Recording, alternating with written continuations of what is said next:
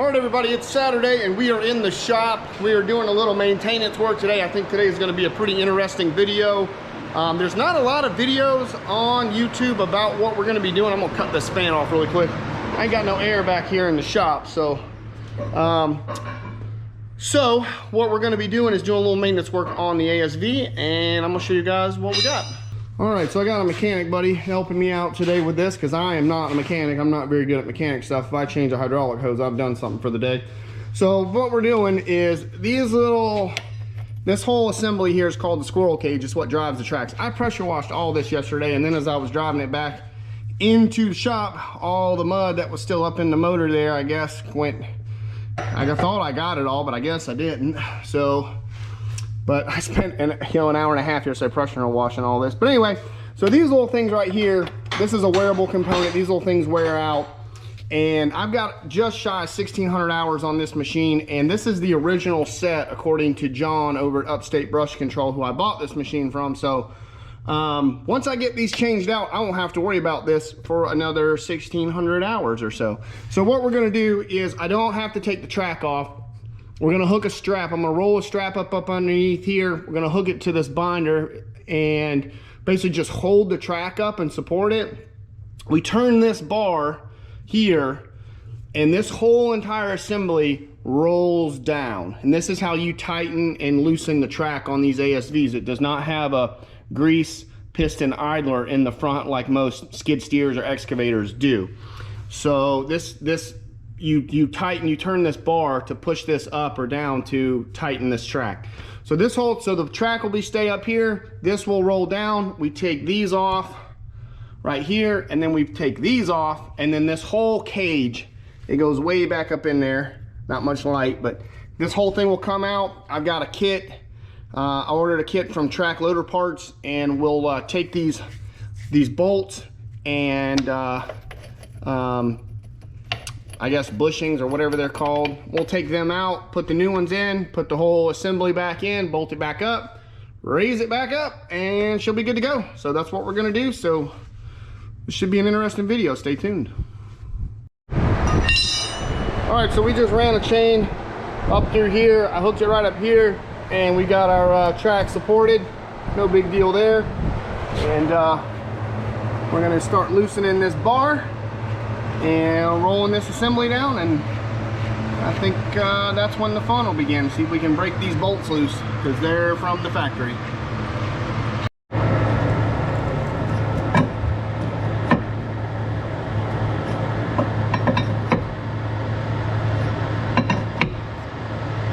Big question is that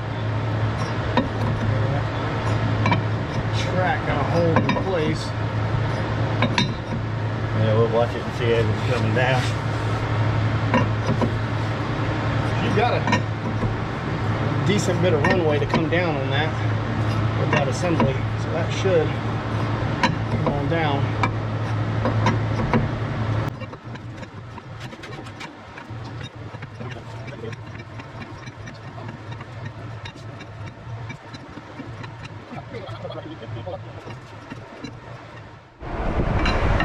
All right, so I had to put another ratchet on it, but we're clear. She's down, coming down. You see how that whole assembly just rolls right on down. Now all we gotta do is pop some bolts, and the real time-consuming part may be changing out all these little metal things, because there's 3 sets in there, 1, 2, and then there's a third one back there. And there's what, 1, 2, 3, 4, 5, 6, 7, 8, 9, 10, 11, 12 of them. Yay.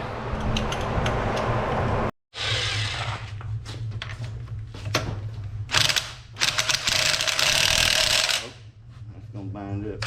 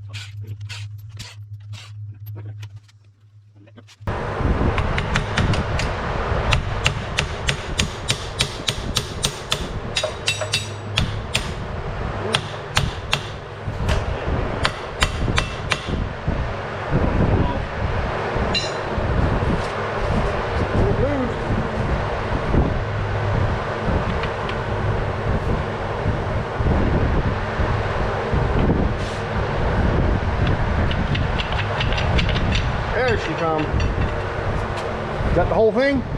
Yep. There it is. There she be.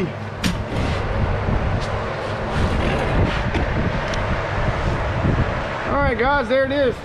There's the squirrel cage.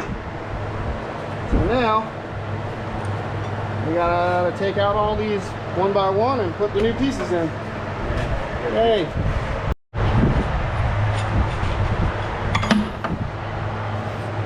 Wait, we gotta do it like this. That's right.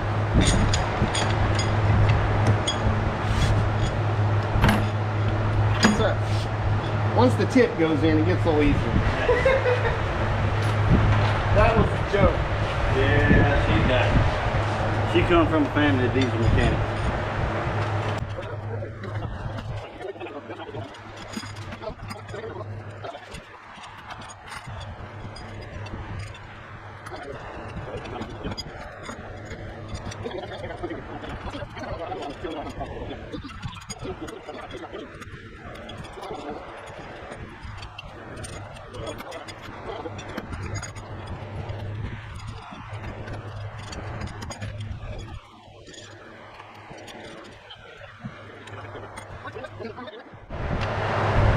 Okay, we got the cage back in place, just making sure our carriage bolts are set. I'm trying to find some nose C's to put on the mounting bolts, just to make sure that if I have to, or somebody else has to take this assembly back off to change these rollers out again, that they will come back out and not break. I'm gonna see if I can find some. Oh, here it is. Look at here. Speak of the devil. I got it. Dynatex anti-seize. I look like a tin man by the time I get it on there. Oh, I know, dude. That shit's the worst.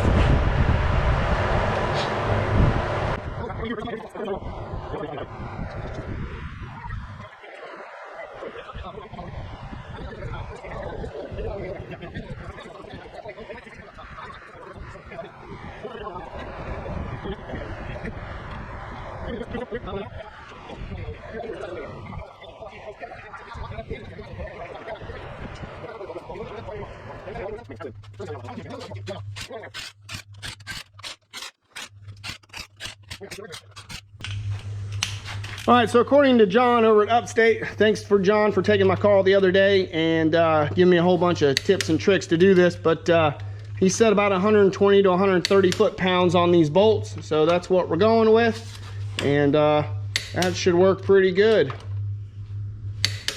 And I know we no-seized them, so they shouldn't lock up in there, you know, whenever they get changed down the road. I don't know if, you know, this is from the factory, so this is the first time these have been changed. So, but they come off pretty easily, right? Mm-hmm. Yeah, we didn't really have to wrench on them too hard to get them to come off. So they weren't super hard. It's not like they over torqued them or put, you know, 250 foot-pounds on them or anything. So.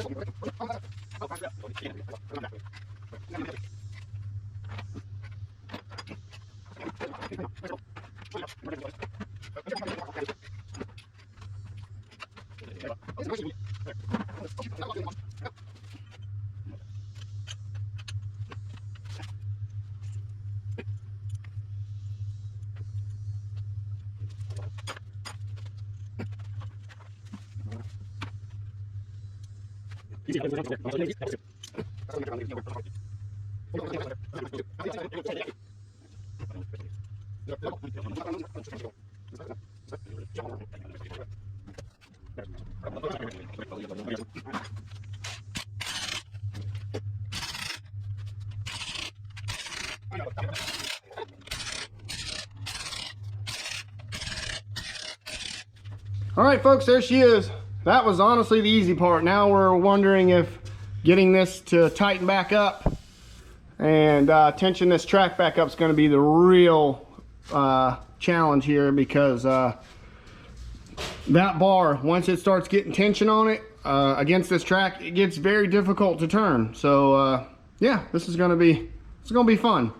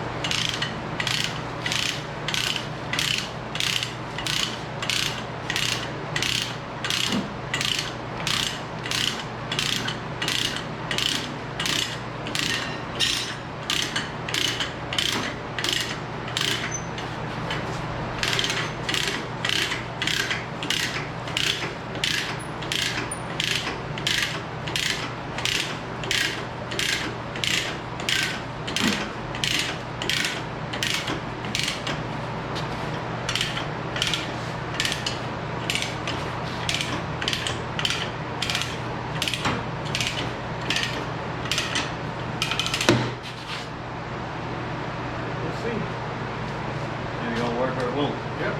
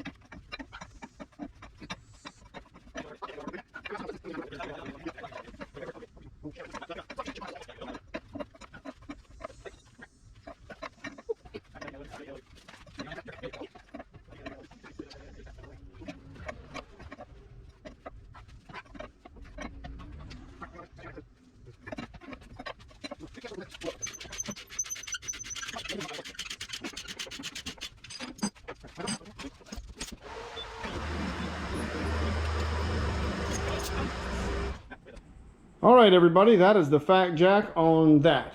Got all that replaced, and it's all new. Got the track tension right back up, and yeah, that wasn't too bad. Once you get that bar kind of moving, we sprayed it down with some penetrating oil. Once you kind of start moving that bar up and down those threads, it gets a little easier. But yeah, got it done on both sides, and we're good. And that's that. So just wanted to make a quick video showing you guys, if you've got one of these ASVs, and pretty much almost any model, if you can find a way to hook a chain or a strap up underneath, you know, roll it up underneath the track there and just support it. You don't really have to jack it up. You just got to hold it and support it, roll that drive down, pull everything out, replace it, put it back in, bolt everything back up, torque it down. You're pretty much good to go.